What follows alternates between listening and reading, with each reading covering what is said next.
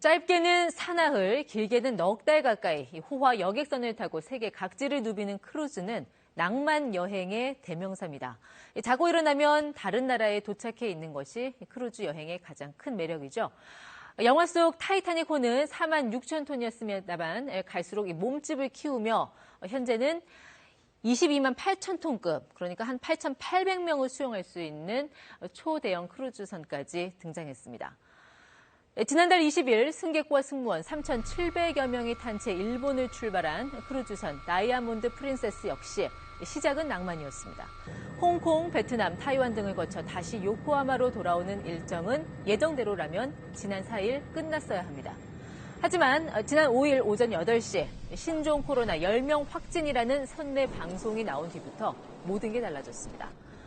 일단 이 객실 문을 열면 승무원이 막아섭니다. 식사는 룸서비스로 바뀌었습니다. 선내 집단 감염 우려에 승객과 승무원 전원에게 14일간의 격리 명령이 내려진 것입니다. 여객선은 일본 요코하마항 앞바다에 격리 형태로 정박 중입니다. 이 3천여 명의 탑승자들이 사실상 바다 위에 감옥에서 지낸 지 오늘로 8일째입니다. 감염자 수는 130명을 넘어섰습니다. 파란색과 흰색 천으로 둘러싼 하선 통로로 연일 감염자 이송 작업이 이루어지고 있습니다. 取材ですか？取材ですか？こっち中入れないんで、どうぞ、はい、入れてください。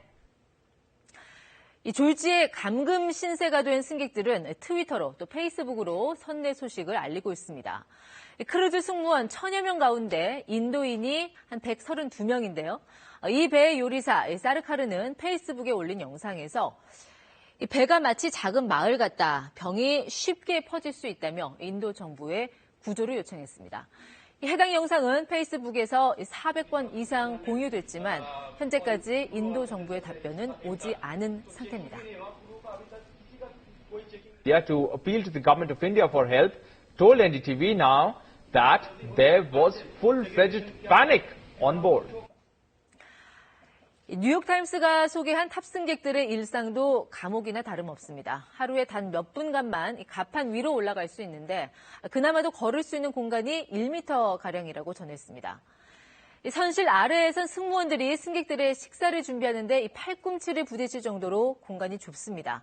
화장실은 4명이 한 곳을 나눴습니다. 미국 CNN은 이 크루즈선을 떠다니는 바이러스 배양 접시, 패트리 디쉬라고 표현했습니다. CNN 인터뷰에 응한 한 미국인 부부는 트럼프 대통령이 헬기를 보내 우리를 구하러 와달라고 호소했습니다. 특히 이 배의 3등석, 가장 저렴한 방을 택한 승객의 경우 객실은 겨우 잠만 잘 수 있는 정도의 크기로 알려졌습니다. 배 안에서 다양한 시설을 즐길 수 있으니 방은 작아도 된다고 여겼겠지만 이런 감금 생활이 이어질 거라고는 생각조차 못했을 겁니다.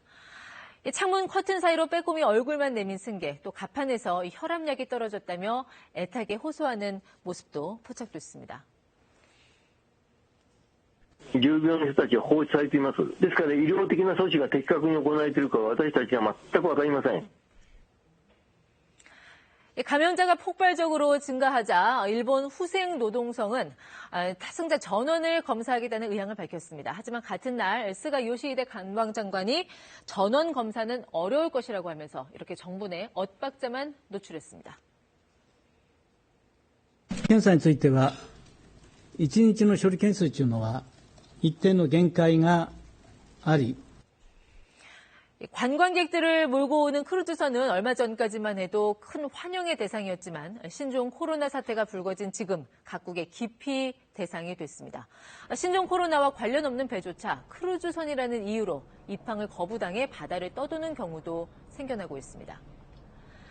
우리 부산항에도 한시적으로 크루즈선 입항 금지 조치가 내려졌습니다. 어제 오늘 기항 예정이었던 크루즈선 2척이 들어올 수 없게 됐고 다른 크루즈선들도 선박 연료나 물품 공급 등의 지원을 제외한 입항을 제한받게 됐습니다.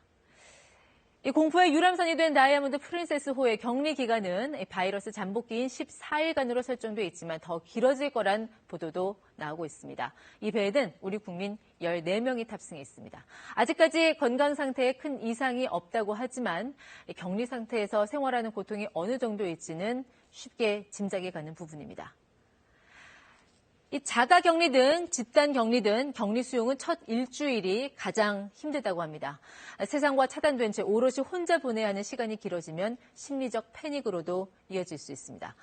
크루즈선을 포함해 세계 곳곳에서 다양한 형태로 격리 수용 중인 많은 이들이 자유를 찾게 된 날은 과연 언제쯤일지 친절한 뉴스였습니다.